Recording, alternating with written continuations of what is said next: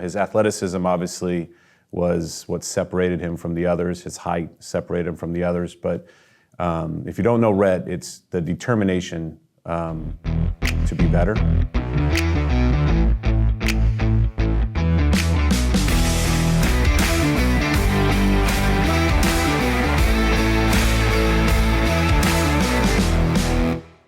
My mom was a D1 volleyball player, dad was a D1 football player. They both kind of led me to the path of sports, which I feel was the perfect path for me, just considering how much I love playing them, and hope to pursue the same thing when I move on from high school.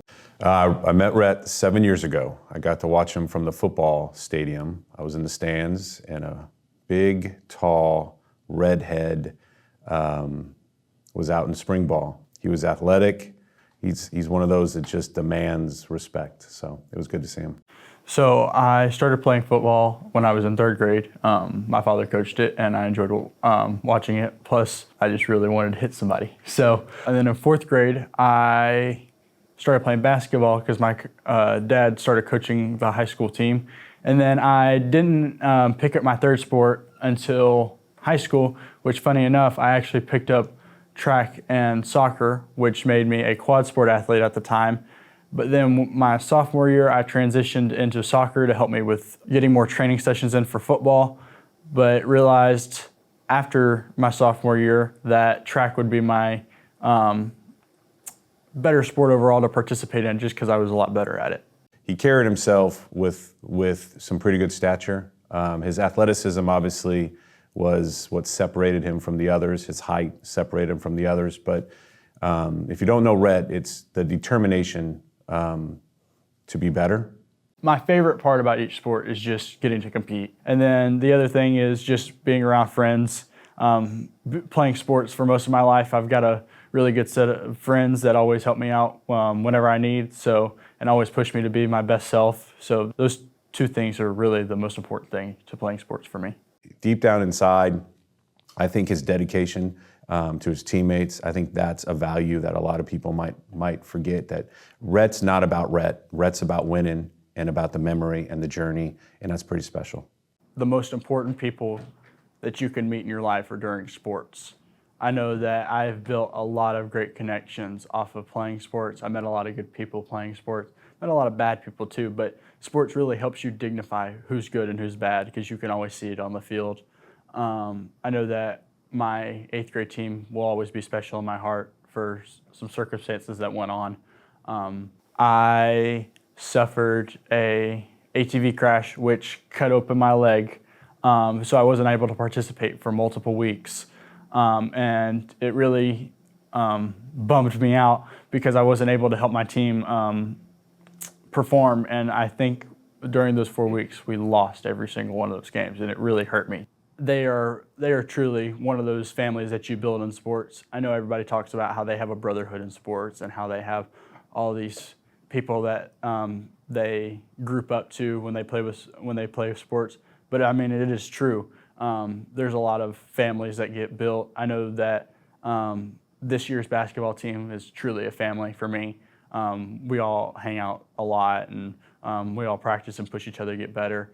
Last season's track group, we had a core group that truly worked hard to get what they could, and those guys will always be special to me. And then that 8th grade group, and then even this year's group with football, those seniors that I built that connection with will always be special too. I think we can't forget that he's also, at a high level academically, right? And so he's being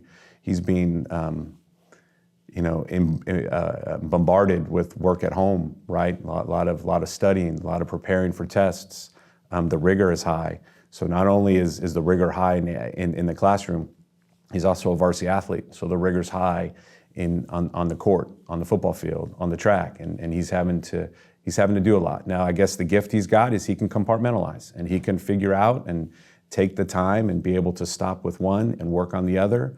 I never really seemed to see him stressed. I'm sure he is, but he hides it well, and that's a testament to his maturity. Early on, playing 3 sports, it was hard to balance studying, and I had to learn how to find time to study and work on my homework and just overall improve my academics. And then trying to find time to hang out with my family. Being in 3 sports, it took a lot to find time to hang out with my brothers and my mom and dad, and just find time. I mean, that's the hardest part of it, is finding time to really get everything done that you need to get done. I always found that I was always better at not having time on my hands, because having time on my hands kind of just, I don't know, it always felt weird to me because I didn't know what to do with a lot of my time. And I think that mainly happened during COVID. It was when I lost my sense of how to, I don't know, how to use my free time because I had so much of it. So probably my favorite memory of Rhett, as a fan in the football stadium, and I'm sitting in the stands watching Rhett play and seeing him flourish. I don't remember the game, but he had an awesome interception and ran it back for a touchdown. And I just remember standing and being so proud of him for that moment, because he wanted that moment, and he does so much that people don't get to see. As a coach, basketball, favorite memories for me is everything. I mean, he had an and one in one of our games that was pretty phenomenal. We drew up a play. We were playing Etowah. Was the first. Well, Etowah was the best team in our region, and we said we're going to run this play for Rhett. And little would you ever think we would run a play specifically for Rhett. But I said, if we run this play and if it works, we're going to win this game. Well, sure enough, we ran it. It worked. It meant the world to me to see that I put something in his hands, and I said, we're going to run this play, and we're going to run it for Rhett Howard. And he made sure that he ran it right, and that we were as successful as we could have been in those 2 plays. I think my biggest weakness is just being too caring. When you're in a role of leadership like I am, you have to enforce sometimes to show kids that they need to fix what's going wrong with themselves. And that's one of the biggest challenges I faced. I know that he went through some ups and downs athletically at some point, and to see him flourish this year as a senior has probably been the most rewarding to me, because we all see the potential in Rhett, and I know he sees it in himself, but sometimes it's good to be validated. And this year has been a great validation for Rhett, and I'm proud of him.